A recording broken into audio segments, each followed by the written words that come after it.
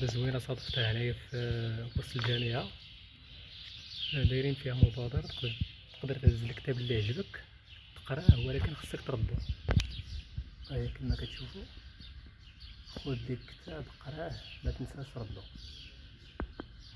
يعني هنا مبادرة زوينة، ما طلبوش منك شي مقابل، يكفي انك تاخذ الكتاب اللي عجبك تقراه وتردو. هاد ليسباس دايرين فيه الكتب ديال الفرنسي والانجليزية. هنايا كاينين روايات.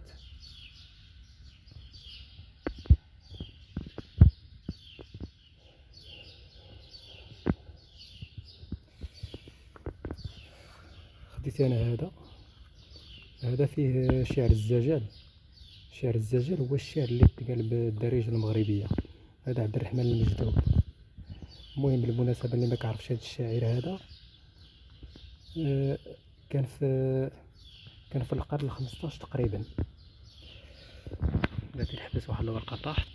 المهم هذا الشاعر هذا كان في القرن الخمسطاش، وهذا الشاعر هذا كان في عهد الاستعمار البرتغالي. وفي هذا الكتاب هذا راه ماشي هو اللي الف هذا الكتاب هذا وجمع فيه كاع القصائد ديالو، ولكن الناس من خلال دوك الذاكره، من خلال داكشي اللي بقى في الذاكره الشعبيه ديالهم، بقاو كيجمعوا كل واحد وشحال حافظ، وبقاو دوك الابيات ديالو كيتوارثوا يعني من جد لجد من جد لجد، وجمعوهم. بحال مثلا دوك الاشعار اللي كيدوي مثلا على الرفقه ولا على شعر الغزال، كيجمعوهم وكيديروهم في واحد العنوان. داكشي علاش جمعوهم هنايا في واحد المؤلف. عليكم السلام.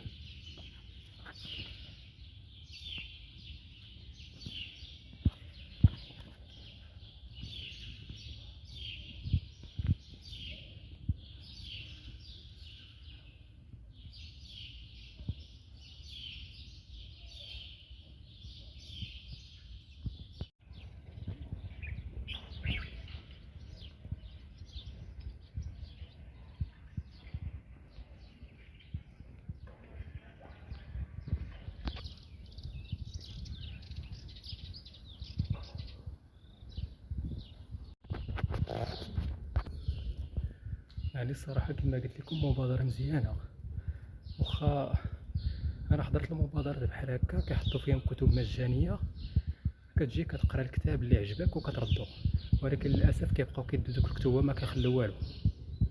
يعني كاع الحاجه اللي ما كتكونش بالمقايضه، يعني ما كتحطش واحد بطاقه الطالب ولا كتحط شي حاجه اللي كتضمن بلي غترد الكتاب، غالبا ما كيردوهاش.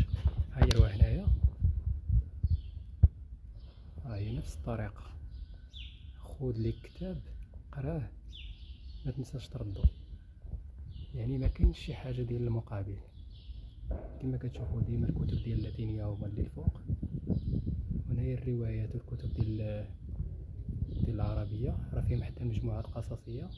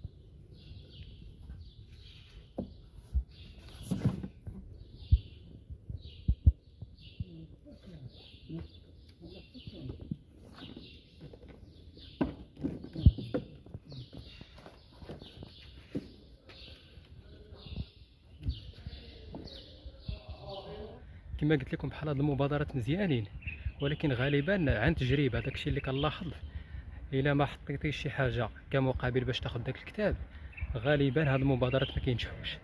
حيت بنادم واخا كاع تكون عنده واحد النيه حسنه وكيقول مع راسو انا غادي ناخذ هاد الكتاب هذا وغادي ندي عندي طال الدار نقراه ونردو، ولكن ممكن يمشي طال الدار ويجي العكس، صافي ما بقاش كيرد هذاك الكتاب. ولا ممكن شي واحد يشوفو عندي ويقول لي خلي لي هذا الكتاب نقراه وردو ليك، صافي كيدي ما كيبقاش يجيبو ليه. وهي المبادره بدات كتفشل واحد شويه، كتفشل شويه بشويه، يعني كل مره كيمشيو جوج كتوبه ثلاثه صافي راه الخزانه ما يبقى فيها والو. والمشكل الاكبر هو كتلقى باش انك تحط كتوبه راه كتجي القضيه صعيبه، ولكن باش تدي الكتوبه راه تقدر ديهم في واحد اللحظه. هذا الشيء اللي كاين.